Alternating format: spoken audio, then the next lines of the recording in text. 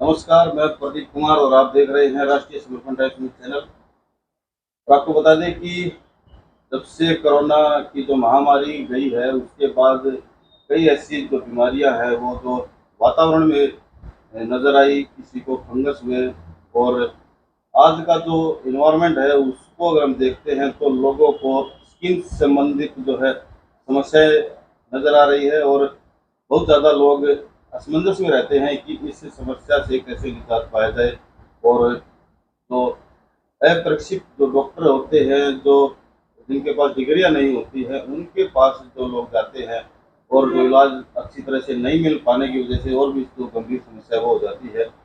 लेकिन इस वक्त हमारे साथ में जो डॉक्टर हैं आनंद जी हैं, जो कि बहुत ही वरिष्ठ डॉक्टर हैं, एमबीबीएस डॉक्टर हैं, और जो कि हमारे देश के जो एम्स हॉस्पिटल है उसमें भी कार्यरत रह चुके हैं। लेकिन अभी फिलहाल इन्होंने बहादुरगढ़ में अपना क्लिनिक खोला है और लगभग आज शायद 1 साल इनके क्लिनिक को होने को है। तो इनसे हम बात करेंगे, इनसे जानेंगे समझेंगे कि जो एलर्जी की जो समस्या है, जो स्किन पर जो आजकल की जो बड़ी समस्या लोगों के सामने आ रही है, उससे कैसे निजात पाया जा सकता है। क्योंकि स्किन का मामला है, स्किन एक ऐसी जो चीज़ है, क्योंकि अगर स्किन ठीक नहीं होती है तो आदमी बाहर आने जाने में भी जाता है। लेकिन डॉक्टर आनंद जी हैं हमारे साथ में, इनसे चर्चा करेंगे इनका क्या मानना है ये जो एलर्जी की, क्योंकि स्पेशलिस्ट है ये। और एलर्जी की बात करें या किसी भी चर्म रोग समस्या की बात करें तो तमाम चीज़ों के स्पेशलिस्ट डॉक्टर आनंद जी आज हमारे साथ में हैं। आनंद जी, हमारे चैनल पर स्वागत है आपका।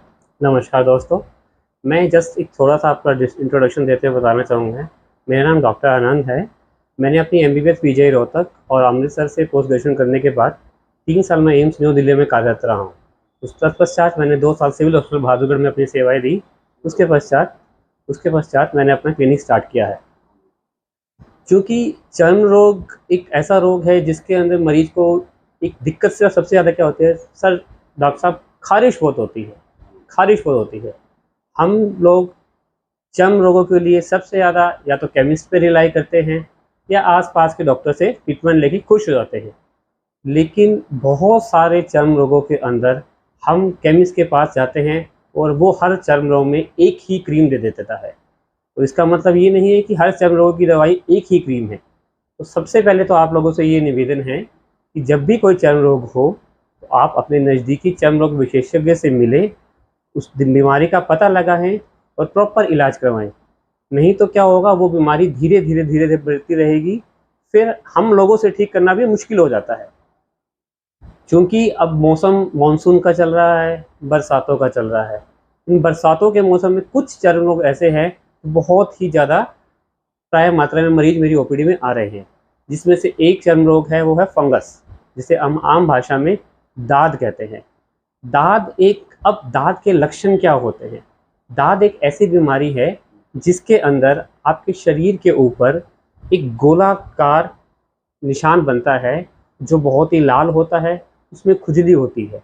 ये प्रायः देखा गया है कि ये शरीर के उन हिस्सों में होता है जहाँ आपकी स्किन आपस में फोल्ड होती है, जैसे जांघों में होना, कूल्हों के बीच में होना, काख में होना, जहाँ आप बेल्ट बांधते हैं। अब चूँकि फंगस एक ऐसी बीमारी है जो मुख्यतः आपके आसपास के वातावरण में पाई जाती है। जब भी उस फंगस को मौका मिलता है ग्रो करने का, उगने का, वो उग जाती है। तो इसमें सबसे मुख्य कारण क्या है फंगस के, या हम कहें कि फंगस क्यों जल्दी फैलती है? अब सबसे बड़ी बात यह है कि फंगस आपको देखा गया है कि एक निर्जीव और जैविक दोनों में पाई जाती है। तो हमने फंगस का सबसे पहला इलाज क्या है कि हमने कुछ बातों का ध्यान रखना है। सबसे पहली बात कि जहाँ जिन लोगों को पसीना ज़्यादा आता है, एनवायरनमेंट में, वातावरण में जब नमी होती है तब फंगस बढ़ जाता है। जो लोग टाइट कपड़े पहनते हैं, जीन्स का प्रयोग ज़्यादा करते हैं, उनमें फंगस होने के चांसेस जल्दी होते हैं।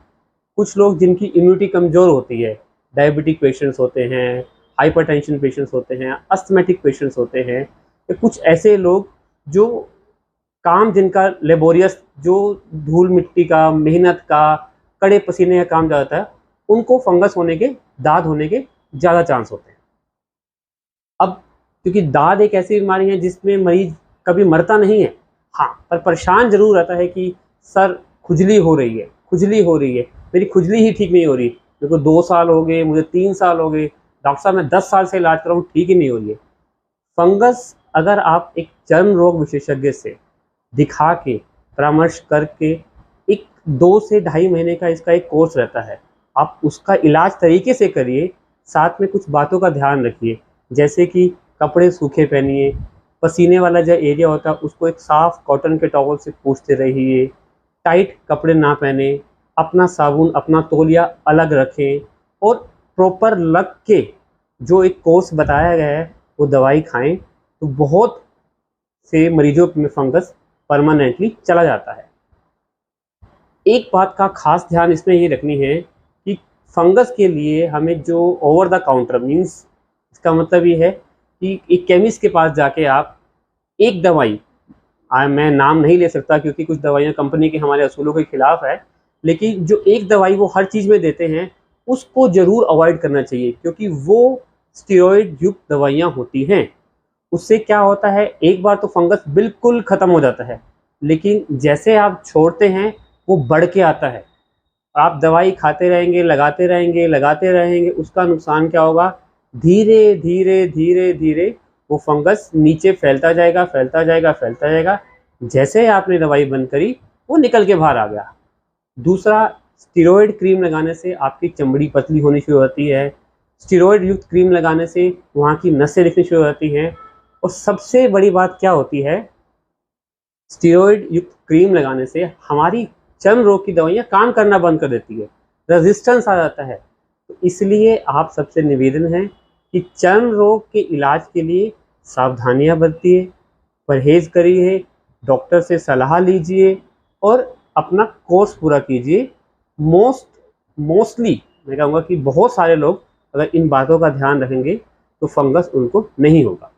सर ये बताएं कि जो ग्रामीण क्षेत्र है हमारा बाथरगढ़, और यहाँ के जो लोग हैं वो छोटा जो लालच करते हैं और 20-20, 30-30 रुपए में जा करके झोला छाप जो डॉक्टर हैं उनसे दवाई ले लेते हैं, स्किन ज़्यादा खराब हो जाती है, उनके लिए क्या मैसेज देना चाहिए? देखिए सर, झोला छाप डॉक्टर मतलब कि हर डॉक्टर तरीके से काम ही कर रहा है, मरीज ठीक ही कर रहा है। हाँ जी, उनका अगर उनका भी कहीं ना कहीं सोसाइटी में कंट्रीब्यूशन है, वो इतना हमारी हेल्प करते हैं कि बर्डन नहीं आने देते, एक हेल्थ सिस्टम का पार्ट है। हाँ जी, मैं आपको ये बोलूँगा, आप इमरजेंसी में 1 दिन 2 दिन आपको लगा है, इलाज कीजिए, पर वो आप दवाई खाइए, उनकी दवाई खाने में वो दवाई फंगस की ही देंगे, लेकिन मैं इससे ये बोलूँगा कि आप उनकी क्रीम मत लगाओ। क्रीम आप कुछ भी लगा लेंगे, खुजली 2 मिनट के लिए बैठ जाएगी। आपके पास कुछ भी नहीं है, नारियल का तेल लगा लो, कुछ नहीं है, वैसलीन लगा लो। इमरजेंसी में आपातकालीन में आप आसपास के डॉक्टर से कंसल्ट कीजिए। सिविल अस्पताल हैं सर आपके पास, सरकारी अस्पताल है, प्राथमिक सेवा केंद्र हैं, सीएचसी हैं, वहाँ पर आपको कोई ना कोई डॉक्टर ज़रूर मिलेगा। अगर नहीं मिलेगा, कम से कम वहाँ पर दवाइयाँ ज़रूर मिल जाएंगी। वो दवाइयाँ स्टेरॉइड मुक्त होंगी। वहाँ का केमिस्ट, वहाँ का फार्मासिस्ट अगर दवाई देगा तो वो स्टेरॉइड युक्त दवाई नहीं देगा, तो कम से कम आपकी जो उसके साइड इफ़ेक्ट होने हैं वो नहीं आएंगे। तो आसपास के डॉक्टर से आप इलाज करवाइए। इमरजेंसी पर्पस के लिए आपने 1 गोली खाई, 2 खाई, ताकि आपको वक्त मिल गया, समय मिल गया, पर एक चर्म रोग विशेषज्ञ से, सरकारी अस्पताल से आप परामर्श जरूर लें। अच्छा सर ये बताएं कि जैसे कई बार ऐसा देखा जाता है कि लोग दवाइयाँ खाते हैं, ऐसे भी सुनने में आता है कि कई कई साल तक दवाइयाँ खाते हैं, ऐसा क्या होता है कि वो ठीक नहीं हो पाते, क्या कारण रहता है, क्या प्रॉपर इलाज नहीं उनका होता? देखिए, फंगस मैं आपको बताऊंगा कि फंगस एक ऐसी बीमारी है जो हमारे वातावरण में है।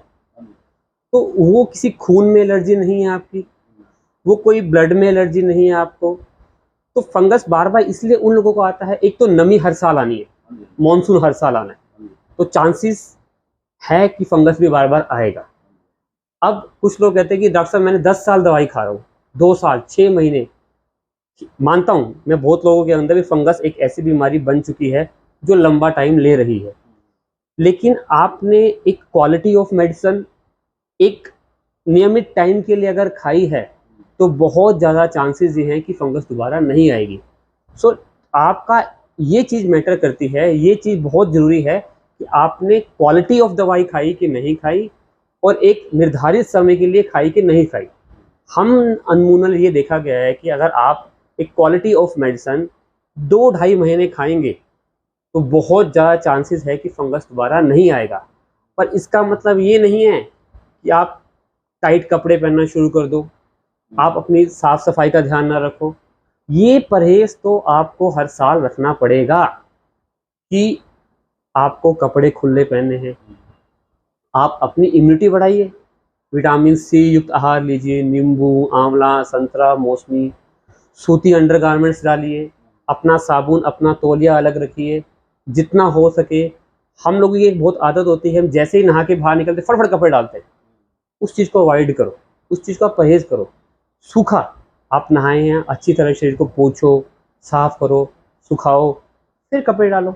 अंडरगारमेंट्स खुले डालो, अपने कपड़े अंडरगारमेंट्स को दिन में 2 बार चेंज कर लो। जितना दवाइयों का एक रोल है, उतना ही अगर आप परहेज़ रखेंगे, साथ साथ आपकी इम्यूनिटी को बढ़ाएंगे, साथ साथ आप उस एनवायरनमेंट में जहाँ पर वातावरण में जहाँ पर नमी कम है, तो चांसेस है कि नहीं आएगा। तो सबसे एक बात मैं ज़रूर बोलना चाहूँगा कि फंगस एक ऐसी बीमारी है जिसका कोई टीका नहीं होता। गांव में ये बहुत देखा गया है कि डॉक्टर साहब हम इंजेक्शन लगवाने हैं, दुनिया में फंगस का कोई टीका नहीं बना। जो सुपरफिशियल फंगस हम चर्म रोग देखते हैं, सुपरफिशियल फंगस का कोई टीका नहीं होता। इस बात को गांठ बांध दो कि कोई टीका लगा रहा है तो वो आपकी इम्यूनिटी को कम कर रहा है। टीका कभी नहीं लगवाना फंगस के लिए, हमारी दाद स्किन वाली फंगस के लिए कोई टीका नहीं है। अच्छा सर, ये बताएं कि जैसे दवाई तो मेडिसिन तो किसी व्यक्ति की अगर फंगस है या एलर्जी वो ले रहा है, लेकिन जैसे घर के अंदर ये जो एलर्जी है क्या फैलती है? बिल्कुल सर। हाँ जी। अब ये जो फंगस दाद, क्योंकि यहाँ बिहार के बहुत सारे लोग हैं तो उन भाषा में दिनाई कहते हैं, तो ये बीमारी बिल्कुल फैलने वाली है। ये बीमारी आपके टॉवल के शेयरिंग से, आपने तौलिया एक दूसरे का शेयर किया, आपने बेडशीट एक दूसरे की शेयर की, आप एक बेड पे बैठे हैं, कुछ लोग होते हैं जैसे दोस्त है यार, कभी उसका अंडरगारमेंट डाल लिया, कभी उसका अंडरगारमेंट डाल लिया, उससे छूने से कम फैलती है, शेयरिंग करने से, कपड़ों के शेयरिंग से, टॉवल के शेयरिंग से, और साबुन के शेयरिंग से, इनसे ज़्यादा फैलती है। तो ये कोशिश हमने ये करनी चाहिए, अगर परिवार में किसी एक को फंगस हो गया है तो कृपया अपना साबुन, अपना तौलिया अलग रखें, और जितना हो सके अपने अंडरगारमेंट्स, सिर्फ स्पेशली अंडरगारमेंट ज़रूर अलग धोएं और उनको धूप लगवाएं, क्योंकि फंगस का एक मुख्य कारण देखा गया है नमी, पसीना, गीलापन। आप उसको धूप लगवाएंगे तो फंगस बहुत हद तक ख़त्म हो जाएगी। तो सर ये बताएं कि जैसे फंगस है, एलर्जी है, इस बारे में आपने बताया, लेकिन ग्रामीण क्षेत्र में जिस तरह की जो ये जानकारियां हैं वो लोगों के पास नहीं होती है, और वो ट्रीटमेंट सही इलाज नहीं मिलने की वजह से वो बीमारी लंबी हो जाती है। उन लोगों को क्या मैसेज? ग्रामीण लोगों के लिए मेरी एक ही गुजारिश ये रहेगी, देखिए मैंने आपको बताया हमारे जो आसपास में ग्रामीण सेवाओं में जो डॉक्टर काम कर रहे हैं वो बहुत हद तक हमारे सिस्टम को सपोर्ट कर रहे हैं, वो हैं तो हमारे पे बर्डन कम है। आप बिल्कुल इलाज कीजिए, उनसे दवाई खाइए, पर आज के टाइम में हरियाणा का कोई ऐसा गांव नहीं है जहां पीएचसी प्राथमिक सेवा केंद्र ना हो। डॉक्टर हो ना हो, लेकिन वहां पर एक pharmacist, most of the cases में बहुत सारे प्राथमिक सेवा केंद्र में डॉक्टर तो मिलेगा ही मिलेगा। इन केस कभी छुट्टी पे यहाँ किसी काम से या नहीं है तो एक वहाँ का फार्मासिस्ट को भी पता है कि ये दवाई फंगस में दी जाती है, तो आप आसपास किसी प्राथमिक सेवा में कंसल्ट कीजिए। अगर फिर भी इलाज नहीं आ रहा है तो सरकारी अस्पताल में जाइए, आपको लगता है सरकारी अस्पताल से आप अफोर्ड कर सकते हैं तो प्राइवेट हॉस्पिटल में जाइए, पर इलाज हमेशा ऐसी दवाइयों से कीजिए जो स्टीरॉयड मुक्त हो। जो सबसे बड़ा मेरा आज का मैसेज ये है कि आप दवाइयाँ एक डॉक्टरी सलाह से लीजिए, और स्टीरॉयड फ्री दवाइयाँ अगर आप लेंगे एक तयशुदा टाइम के लिए, एक निर्धारित समय के लिए, क्वालिटी ऑफ मेडिसिन अगर आप लेंगे तो फंगस बहुत हद तक दोबारा नहीं आएगा। और आपको ये कहने को भी नहीं मिलेगा कि डॉक्टर साहब मैं 2 साल से दवाई खा रहा हूँ, मैं 3 साल से दवाई खा रहा हूँ, ठीक नहीं। ऐसा नहीं है। अगर आप दवाई लेंगे क्वालिटी ऑफ मेडिसिन एक निर्धारित समय से तो पक्का ठीक होंगे। अच्छा सर, मेरा एक आखिरी सवाल है आपसे, क्योंकि दवाइयाँ तो ठीक है, मेडिसिन भी ठीक है, आजकल लोग आयुर्वेद या फिर देसी चीज़ों पर ज़्यादा विश्वास करते हैं, तो आप क्या सजेशन देना चाहते हैं हमारे दर्शकों को कि भाई घर का इलाज क्या है, इम्यूनिटी कैसे बढ़ाई जाए, एलर्जी से कैसे घर की चीज़ें खानी, कौन सी चीज़ें ज़्यादा खानी चाहिए, किन चीज़ों को अवॉइड करना चाहिए? देखिए, अब ये क्वेश्चन हमेशा ना एक आयुर्वेद और एलोपैथी में हमेशा एक बहस रहती है कि हम ऊपर नहीं। आज हम भी मानते हैं कि हमारे एलोपैथी का जन्म आयुर्वेदा से ही हुआ है, आयुर्वेद से ही हमने सीखी है। आयुर्वेदा का ये होता है कि बहुत सारी चीज़, अब जैसे आयुर्वेदिक ट्रीटमेंट है, आयुर्वेदिक ट्रीटमेंट में हम हमेशा कहते हैं आप जितना आपके पास चीज़ें हैं जो आपकी इम्यूनिटी को बढ़ाएं, जो आपके रोगों को लड़ने की शक्ति को बढ़ाएं, नींबू, आंवला, संतरा, मौसमी, सुबह उठ के गर्म पानी, व्यायाम करना, ये सब आप एक नेचुरल आयुर्वेदिक तरीके हैं। कुछ आयुर्वेदिक तरीके जिसका हम डॉक्टर्स साइंटिफिक एविडेंस बेस नहीं है, किसी ने भस्म लगा ली, किसी ने भस्म खा ली, उसका हमें भी नहीं पता क्या है, तो हम उस चीज़ का प्रोत्साहित नहीं करते। लेकिन घरेलू नुस्खे ये हैं कि आप अपनी बॉडी की इम्यूनिटी बढ़ाने के लिए कुछ भी कीजिए जो आपको लगता है ये अच्छा है, जिससे आपकी बॉडी की इम्यूनिटी, देखिए फंगस जो है एक प्रकार का ऐसा लाइक बीमारी है जो हमको बाहर से मिलनी है, तो अगर हमारी रोगों से लड़ने की शक्ति होगी तो बीमारी नहीं आएगी। तो कोई भी ऐसा नुस्खा, ऐसा देसी फॉर्मूला, ऐसा आयुर्वेदिक इलाज जिससे आपकी इम्यूनिटी बढ़ती है, बढ़ाइए सर। हमारा उद्देश्य क्या है? हमारा उद्देश्य है कि हमारा मरीज ठीक हो, चाहे वो आयुर्वेदिक ले, चाहे वो एलोपैथी ले। हम आयुर्वेदिक डॉक्टर भी चाहता है कि मरीज ठीक हो, एलोपैथी डॉक्टर भी चाहता है कि मेरा मरीज ठीक हो। तो अगर हम एलोपैथी और आयुर्वेदा दोनों को साथ लेके चलेंगे, मरीज का फ़ायदा है। मरीज ठीक होना चाहिए, कैसे भी ठीक हो। आप आयुर्वेदिक तरीके अपनी इम्यूनिटी को बढ़ाने के लिए हर वो नुस्खा कीजिए जिससे आपकी इम्यूनिटी बढ़ सकती है। तो सर ये बताएं कि आपसे अगर कोई संपर्क करना चाहे तो कैसे संपर्क कर सकता है? देखिए सर, मेरा यहाँ क्लिनिक है बहादुरगढ़ के अंदर, दिल्ली रोहतक रोड के ऊपर, पिलर नंबर 838, डॉक्टर आनंद स्किन क्लिनिक। और कभी भी आप किसी भी प्रॉब्लम में हो, कोई दिक्कत हो, तो आप आके मुझसे मिल सकते हैं। मैं मंगलवार, वीरवार और शनिवार आपको मिलता हूँ, बाकी दिन भी मिल जाता हूँ, पर आप जिस दिन भी आप आना चाहें आप आ सकते हैं। धन्यवाद डॉक्टर साहब, आपने बहुत बहुत धन्यवाद सर। पर मेरा दोबारा एक मैसेज ये रहेगा कि आप फंगस से बच सकते हैं।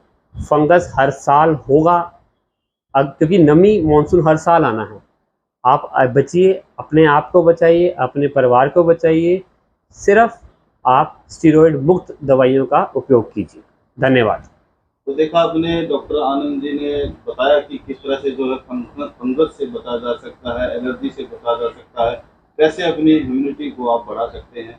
तमाम बातों पर डॉक्टर आनंद जी ने खुलकर आपके सामने चर्चा रखी है, आपको बताया है। और हम आपको बताना चाहते हैं कि डॉक्टर आनंद जी का अगर आप उनसे कुछ सलाह लेना चाहते हैं, उनसे समय लेना चाहते हैं, उनसे मिलना चाहते हैं, तो डॉक्टर साहब ने अपना एड्रेस बता दिया है, लेकिन जो हमारी स्क्रीन है उस पर भी डॉक्टर साहब का जो है नंबर फ्लैश हो रहा है। और अगर किसी को भी डॉक्टर साहब से कंसल्ट करनी है, उनसे मुलाकात करनी है, उनसे ट्रीटमेंट के बारे में जानकारी लेनी है, तो आप डॉक्टर आनंद के नीचे फ्लैश होने वाले नंबर पर संपर्क कर सकते हैं। विशेष टॉपिक हमारा था डॉक्टर आनंद जी के साथ में स्किन की समस्या को लेकर के, एलर्जी की समस्या को लेकर के था। बने रहिए ऐसे ही हमारे साथ। अगले संडे को फिर आपके सामने एक ऐसा ही टॉपिक लेकर आएंगे। तब तक के लिए नमस्कार। नमस्कार।